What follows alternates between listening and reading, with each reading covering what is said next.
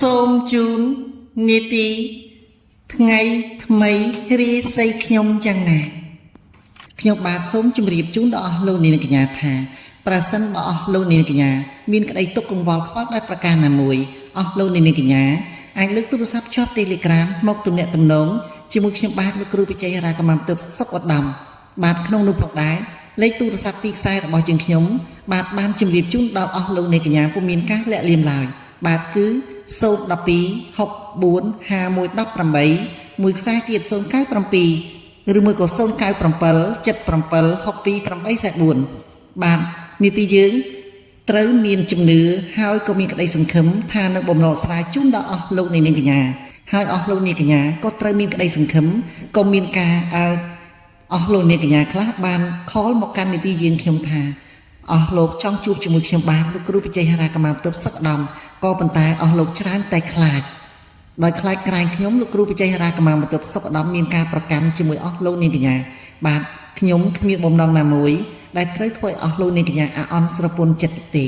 បាទដូច្នេះប្រសិនបើមានក្តីទុកកង្វល់ខ្វល់ដោយប្រការណាមួយបាទកុំភ្លេចអញ្ជើញជួបជាមួយខ្ញុំបាទលោកគ្រូបច្ចេករាកម្មទើបសុខឧត្តម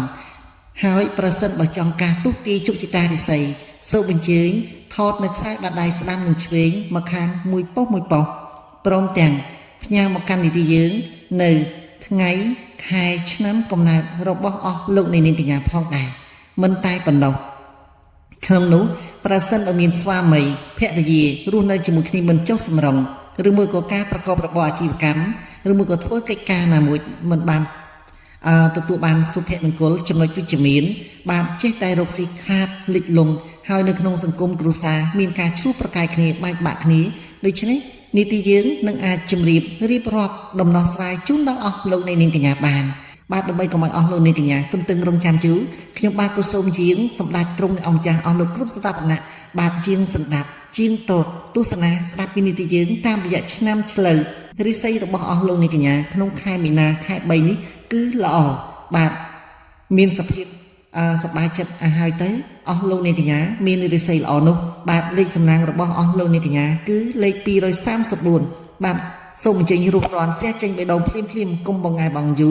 ដើម្បីជាចំណុចល្អនាំវាសនារបស់អស់លោកនាងកញ្ញាឲ្យជួបប្រទះតែនឹងសុភមង្គលនាពេលអនាគតនិងបច្ចុប្បន្នបាទសូមអញ្ជើញសះចេញបេះដូងភ្លាមគុំបងឯបងយូបាទរីឯពណ៌សំណាងរបស់អស់លោកនាងកញ្ញាគឺពណ៌លឿងនិងពណ៌សថ្ងៃហេងគឺថ្ងៃពុធថ្ងៃហាមគឺថ្ងៃសៅរ៍ទិសហេងគឺទិសខាងត្បូងទិសហាមគឺទិសខាងកើតម៉ោងហេងគឺម៉ោង 9:18 នាទីពេលព្រឹកម៉ោង 2:52 នាទីពេលថ្ងៃរសៀលម៉ោង 7 ឬមួយក៏ម៉ោង 7:11 នាទីពេលយប់ម៉ោង 11:07 នាទីពេលយប់ម៉ោងហាមគឺម៉ោង 5:23 នាទីពេលព្រឹកម៉ោង 10:28 នាទីបាទពេលព្រឹកម៉ោង 3:34 នាទីពេលថ្ងៃរសៀលម៉ោង 8:02 នាទីពេលយប់ម៉ោង 12:19 នាទីពេលយប់ម៉ោងទាំងអស់នោះគឺជាម៉ោងដែលត្រូវបានហាមឃាត់បាទសម្រាប់កម្មវិធីអស់លោកនាងកញ្ញាអាចអញ្ជើញចូលរួមបានគ្រប់កម្មវិធីបាទសម្រាប់ខែមិនិនានេះ2025ឆ្នាំឆ្លូវគឺត្រូវឆុងជាមួយឆ្នាំរោងបាទហើយសំប្រកបជាមួយឆ្នាំម្សាញ់មានន័យថាចាប់ដៃគូធ្វើអ្វីមួយជាមួយឆ្នាំរោងច្រើនតែមានចំណុចអវិជ្ជមានក៏ប៉ុន្តែបាទឆ្នាំឆ្លូវអាចសំប្រកបជាមួយឆ្នាំម្សាញ់បានហើយក្នុងនោះផងដែរទិញរបស់ចូលផ្ទះដូចជាម៉ូតូឡានបាទត្រូវចងចាំចំណាំទុកនៅក្នុងសម្រាប់ខែមីនានេះអស់លោកនាងកញ្ញាទិញរបស់បាទចូលផ្ទះដូចជាម៉ូតូឡានឬមួយក៏អចលនៈទ្រព្យដោយប្រការណាមួយគឺនៅក្នុងថ្ងៃពុធវេលាម៉ោង 9:18 នាទីពេលព្រឹកម៉ោង 2:52 នាទីបាទពេលថ្ងៃរសៀលនោះគឺជាចំណុចវិជ្ជមានដែលយកមកនៅក្នុងផ្ទះចូលក្នុងផ្ទះគឺអស់លោកអ្នកកញ្ញាចម្រុងចម្រើនសំប្រកបរកស៊ីមិនខាតបង់ហើយសប្បាយចិត្តហើយមានសុភមង្គលចេះតែរីកចម្រើនលូតលាស់ទៅអស់លោកត្រូវចងចាំថារបស់ខ្លះយកមកចូលផ្ទះមានតែហិនហោចបាទជួនកាលឡានខ្លះយើងទិញយកមកដូចជាហែកក្រដាសប្រាក់ចោលទៅទេដោយត្រូវតែធ្លាប់តែរកលុយបានច្រើនស្រាប់តែរកមិនបានហើយត្រូវចេញអស់លុយយ៉ាងច្រើនងាកខូចឬមួយក៏ធ្វើឲ្យចាប់ដើមរលកង់គឺមានចំណុចមិនសប្បាយចិត្តឡើយដូច្នេះនេះគឺជាបំណងល្អរបស់ខ្ញុំលោកគ្រូបច្ចេករាកម្មទើបសុខឧត្តមក្នុងនោះផងដែរការសេពគប់រវាងបរិស គឺអស់លោកនាងកញ្ញាចងចាំចំណាំទុកថាសម្រាប់បរិសុទ្ធយើងអាចជ្រើសរើសយកបរិសុទ្ធដែលមានសម្បុរសស្ដៅហើយខ្ពស់សក់ត្រង់សម្ដីផ្អែមពេលនិយាយតែងតែញញឹមមិនដែលដាច់មានអាកប្បកិរិយាស្រគត់ស្រគំហើយសុភាពរៀបសារជាទីបំផុតក្នុងនោះផងដែរកម្ពស់ចាប់ពី1.70 ម៉ែត្រឡើងទៅដូច្នេះការរកស៊ីការចូលរួមវិនិយោគពិតជាសមប្រកបហើយសូមជម្រាបជូនលក្ខណៈពិសេសមួយទៀតគឺសម្រាប់បរិសុទ្ធសស្ដាងខ្ពស់នោះគឺច្រើនតែផ្នែកលឹបហើយចូលចិត្តញ៉ាំចំណីអាហារបាទចូលចិត្តញ៉ាំម្ហូបគឺមានរសជាតិជូរនិងប្រៃហើយចូលចិត្តញ៉ាំបង្អែមផងដែរចំពោះនារីសម្រាប់ឆ្នាំឆ្លូវគួរតែអស់លោកនាងបាទគួរជ្រើសរើសយកនារីសម្បុរសមានរាងធំបន្តិចនិយាយតាមត្រង់គឺអ្នកធាត់តែម្ដងហើយនារីនេះទៀតសោតច្រើនតែនិយាយច្រើនតែលឺសើចច្រើនភ្នែកធំរាងក្រឡោតបន្តិចចូលចិត្តញ៉ាំម្ហូបមានរសជាតិផ្អែមសាច់ចៀនសាច់អាំងហើយស៊ុបមិនតែប៉ុណ្ណោះចូលចិត្តភេសជ្ជៈរៀងបន្លំស្រាបៀរផងដែរសម្រាប់ក្នុងខែមីនានេះបាទអស់លោកនាងកញ្ញាទើបតែរើបជាបណ្ដាបាទគឺទាំងផ្នែករាសីក្តីទាំងផ្នែកសុខភាពក្តីទាំងផ្នែកទំនាក់ទំនងស្នេហាក្តីគឺសុទ្ធសឹងតែជាចំណុចចាប់ផ្ដើមវិជ្ជមានជាបណ្ដាព្រោះកាលពីអតីតកាលកន្លងមកហើយជាពិសេសសម្រាប់ខែកុម្ភៈដែលកន្លងមកនេះបាទអស់លោកនាងកញ្ញាឆ្នាំឆ្លូវមានវិបត្តិច្រើនដូចជាវិបត្តិក្នុងក្រុមគ្រួសាររួមជាមួយវិបត្តិហិរញ្ញវត្ថុផងដែរឆ្នាំឆ្លូវខ្លះវិបត្តិស្នេហ៍ដូចជានៅតាមលងបន្លាចក្នុងអារម្មណ៍របស់អស់លោកនាងកញ្ញាពុំតាន់ឃ្លាតចេញចោលឡើយបាទមើលពីខាងក្រៅរឹងមាំតែខាងក្នុងទន់ជ្រាយដូចជាបបរឬមួយក៏តាមស្នោដែលប្រហោងធ្លុងគ្មានខ្លឹមសារសោះតែម្ដងរយៈកាលកន្លងមកនេះអស់លោកនាងកញ្ញាឆ្នាំឆ្លូវខ្លះមុខរបរមិនសូវសមប្រកបទេច្រើនតែចំណាយច្រើនចំណូលតិចរឿងរ៉ាវច្រើនដំណឹងអាក្រក់មានលេចលឺច្រើនទុកសោកក៏ច្រើនបាទជួនកាលអាចបណ្ដាលឲ្យបែកបាក់ស្នេហាបែកបាក់មិត្តភក្តិបែកបាក់ញាតិមិត្តរោគស៊ីចេះតែខាតលិចលង់ជាដើមដូច្នេះអស់លោកនាងកញ្ញាគួរតែសាក់បងអញ្ជើញលោកគ្រូអ្នកគ្រូស្រោចទឹករំដោះគ្រោះលើករិស័យកាយវាសនាអភ័ព្វបាទក្នុងនោះផងដែរប្រសិនបើមានពេលទំនេរគួរតែអស់លោកនាងកញ្ញាអញ្ជើញជួបផ្ទាល់ជាមួយលោកគ្រូអ្នកគ្រូដែលមានជំនាញវិជ្ជាជីវៈច្បាស់លាស់ខាងផ្នែកទស្សទាយជោគជតារិស័យនោះក៏ជាអារម្មណ៍មួយដ៏ល្អប្រសើរហាក់បីដូចជាសម្រាលនៅបរិយាកាសអាប់អួររបស់អស់លោកនាងកញ្ញាជាដើមអស់លោកគួរតែសាកល្បងមើលទៅបាទប្រសិនបើមានទុកកង្វល់ខ្វល់ដោយប្រការណាមួយការដែលជួបជាមួយលោកគ្រូអ្នកគ្រូមានជំនាញពិតប្រាកដខាងផ្នែកទស្សទាយជោគជតារិស័យហាក់បីដូចជាអស់លោកនាងកញ្ញាបំបត្តិ stress នៅក្នុងអារម្មណ៍ដែលពោរពេញទៅដោយទុក្ខព្រួយកង្វល់ផងដែរក្នុងនោះអស់លោកនាងកញ្ញាត្រូវតាំងសមាធិផ្លូវចិត្តឲ្យបានច្រើនបាទកុំរវើរវាយត្រូវចងចាំថាក្នុងមួយជីវិតរបស់មនុស្សតែងតែមានសប្បាយរីករាយលាយឡំជាមួយទុក្ខកង្វល់ក្នុងនោះផងដែរកុំប្រមាថអ្នកទុនខ្សោយជាងយើងដោយសារតែការប្រមាថនោះហើយដែលពីអតីតកាលអស់លោកនាងកញ្ញាបន្តមកដល់បច្ចុប្បន្ននេះបណ្ដាលឲ្យមានវិបដិសេរីនិងទទួលបាននូវអសុភមង្គលនោះបាទក្នុងនោះផងដែរត្រូវចងចាំចំណាំទុករក្សាសិល5ឲ្យបានល្អនោះគឺជាការប្រពៃ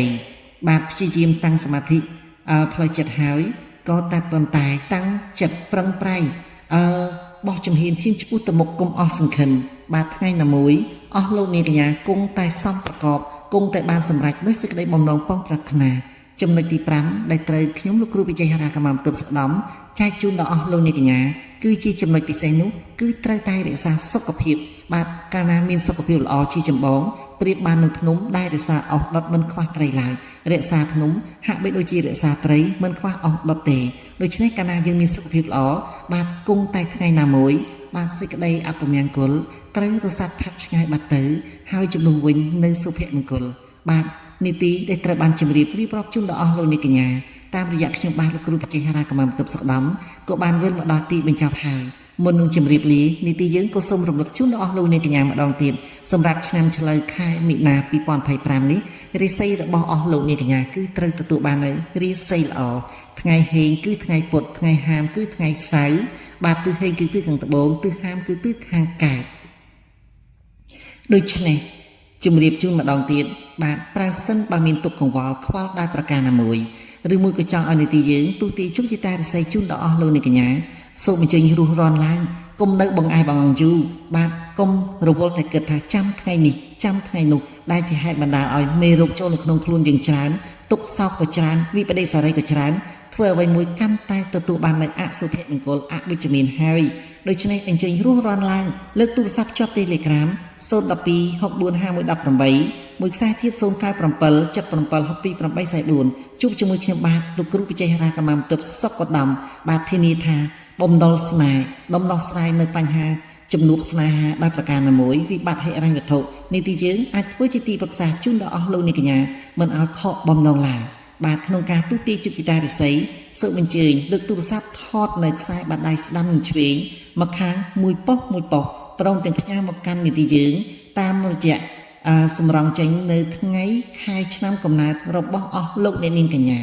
ប្រសិនបើមានទុកកង្វល់ដូចជាស្វាមីចុះចោលភរិយាដែលគ្មានអាល័យភរិយាចុះចោលស្វាមីដែលគ្មានស្ដាយស្រណោះឬមួយក៏ការរកស៊ីមិនសមប្រកបចេះទៅលិចលង់ទៅ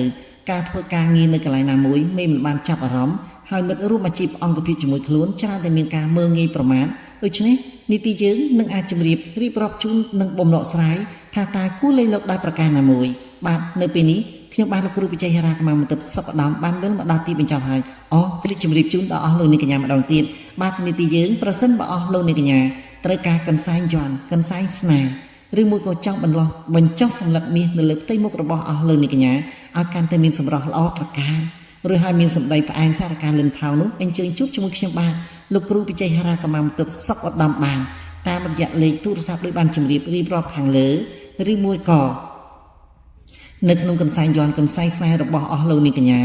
គឺយើងខ្ញុំត្រូវចារចំណាឈ្មោះរបស់អស់លោកអ្នកកញ្ញាដោយផ្ទាល់ដៃហើយសូមជម្រាបទៀតរាល់យ័ន្តដែលចារចេញពីនីតិរបស់យើងខ្ញុំមិនមែនជាយ័ន្តកូពីយ័ន្តចម្លងទេគឺក្នុងមួយតួអក្សររបស់នៅក្នុងកិច្ចដែលត្រូវបានជម្រាបរៀបរាប់ចារជូននោះគឺត្រូវសូត្រនិមន្តគាថាយ៉ាងច្រើនជូនដល់អស់លោកអ្នកកញ្ញាមិនមានបំណងផ្សាយជូនដល់កូនសិស្សកូនណាមួយនៅយ័ន្តកូពីយ័ន្តចម្លងនោះទេគឺជាយ័ន្ត original គឺយ័ន្តសុទ្ធយ័ន្តដើមតែម្ដងបាទកុំភ្លេចជួបជាមួយខ្ញុំបាទលោកគ្រូវិជ័យហេរាកម្មាបន្ទប់សុខឧត្តមក្តីកង្វល់ក្តីទុក្ខព្រួយរបស់អស់លោកអ្នកកញ្ញាពិតជាត្រូវរសាយឆ្ងាយបាត់ពីអារម្មណ៍របស់អស់លោកអ្នកកញ្ញាហើយជំនួសមកវិញនៅសំណើចសោយកាក្អាយរីករាយមានក្តីសង្ឃឹមទុកវិជ្ជមានយ៉ាងច្រើនបាទរួមផ្សំជាមួយនឹងសម្ដីសារការលិនថោងផ្អែមពីរសពិសាធ្វើឲ្យអស់លោកអ្នកកញ្ញាលងអារម្មណ៍ទៅក្នុងមនោរម្យដ៏ចម្លែកប្លែកជាមិនខានបាទសន្យាជួបគ្នានៅពេលនីតិខាងមុខទៀតបាទនៅពេលនេះខ្ញុំបាទលោកគ្រូវិជ័យហេរាកម្មាបន្ទប់សុខឧត្តមសូមជម្រាបលាសូមអរគុណ